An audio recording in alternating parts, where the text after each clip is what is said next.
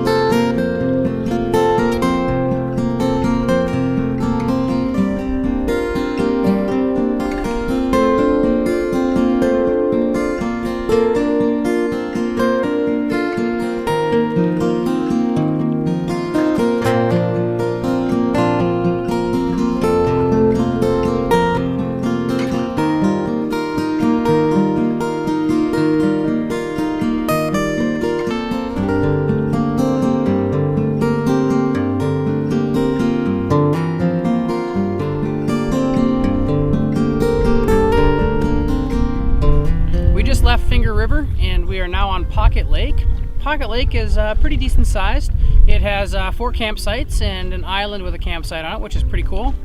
We're gonna work our way across here and then Gibanake.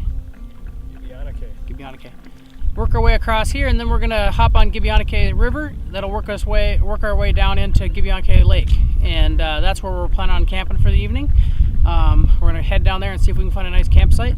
But it's kind of interesting. We had a little bit of a tailwind working our way down Finger River, and we got into Pocket Lake, and now it kind of seems like the wind has switched around and it's kind of blowing from behind us a little bit. So that's a nice treat.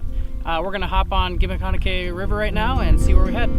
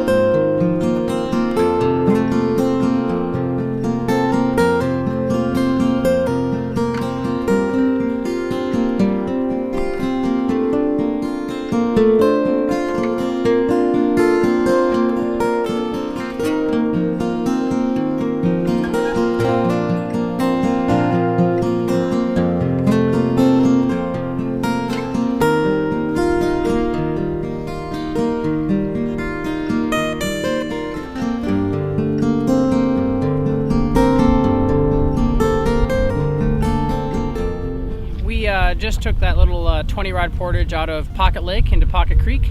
That's what we're kind of paddling on right now. Be careful if you ever come through this area. The very beginning part of Pocket Creek there is just a minefield like crazy. Once we get out of here, we're gonna work our way on up to Gibanake River and down to Gibanake Lake. So we're gonna head that direction.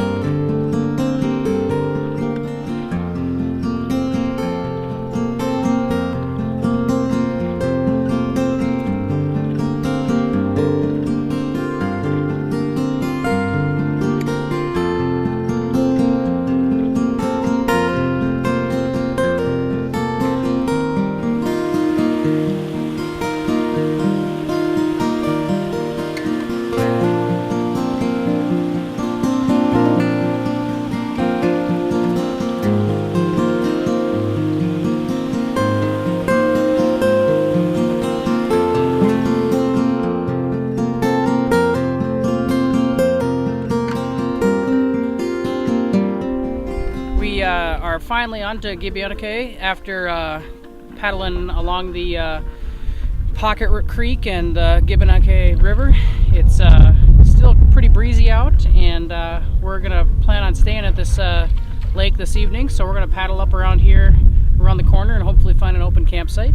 But there's a really pretty falls dumping out of Gibanake Lake into Gibanake Lake.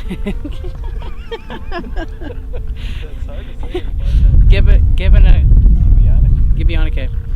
There's a really pretty falls dropping out of Gibanake Lake into Gibanake River, and if you get a chance to swing over through there, it kind of tumbles down through a wooded area and some rocks, and it's a really pretty spot. Also, the portage that comes between the river and the lake is just a really pretty portage. It's got some pretty roots winding its way across the portage trail, and it just looks like it's something out of a storybook. So it's a really pretty place to be in the Boundary Waters, and we're looking forward to getting to camp and setting up the tents and the hammocks and kind of relaxing. It's a great time to be out in the Boundary Waters.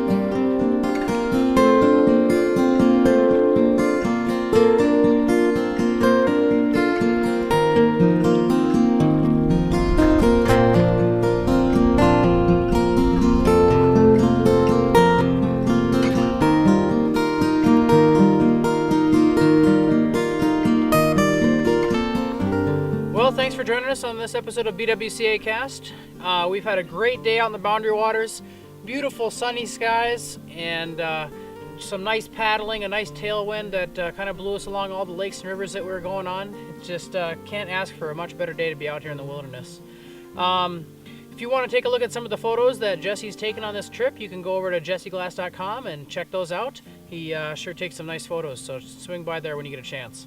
Also, we want to remind you about our Twitter account you can follow us on, BWCA Cast. You can follow us on Twitter, and we'll try to give you some updates on new shows that are coming out and possibly some giveaways later on. But till next time, this is Bill Bryson with BWCAcast.com.